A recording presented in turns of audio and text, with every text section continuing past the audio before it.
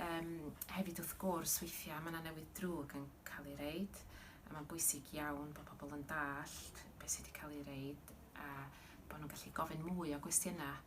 A dyma mae'r nyrsys Cymraeg yn gallu neud. Maen nhw'n medru mynd yn ôl a gofyn, nathoch chi ddall bob dim sydd wedi cael ei ddeud wrthych chi, da chi eisiau gwybod rhywbeth arall. Dwi'n meddwl bod hynny'n bwysig iawn.